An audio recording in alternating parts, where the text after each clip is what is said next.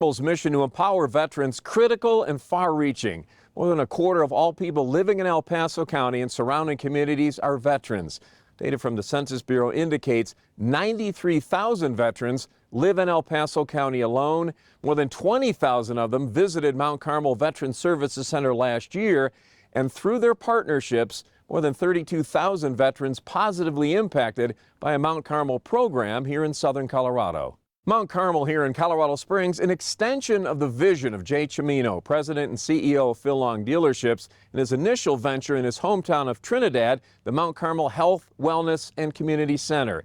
That same community concept now providing services for our most vulnerable veterans. The Pikes Peak region is home to tens of thousands of military veterans from all branches of service who realized how wonderful this community is while serving and now call it home. Bob McLaughlin retired as Garrison commander on Fort Carson in 2014 and was approached by Jay Cimino prior to his retirement about the things he had helped implement on the mountain post to serve active duty soldiers and their families. And he basically, gave me a challenge. He said, what do you want to do with your life? Do you want to help people, or do you want to go and seek your fortune? And I said, yes. And he said, you want to help people. And there was a huge void in Colorado Springs when it came to providing transitional services for our veterans. And once again, Jay Cimino, the quintessential salesman, touched a nerve with Bob. Well, it's all about resources, right? And even when I was serving, I often said it would be great to have something more substantial in the community that isn't about referrals, that's actually a place. It's estimated the number of veterans and their family members who are in need of services provided by Mount Carmel has grown about 20% every year for essentially the last decade. Why? Nobody falls through the cracks. That is their mantra here, providing basic services like job placement, housing, financial assistance, and perhaps most important, behavioral health assistance. You know, the thing I'm most proud of is we have amazing community partners that help us with services.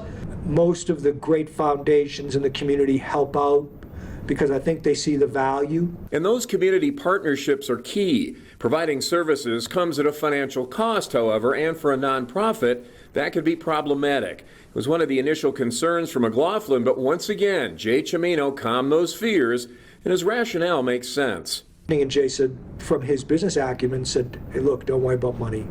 You focus on doing good work and the money will come. This is a resource-driven operation which must constantly monitor the needs of the community and adjust and adapt.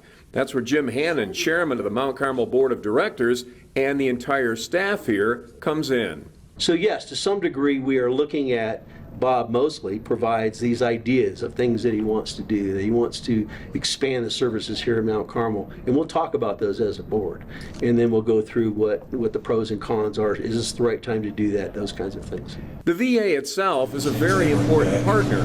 The ability to connect quickly and in one centrally located facility, that matters. I think keeping very qualified military members and their families in the community can continue to make us stronger.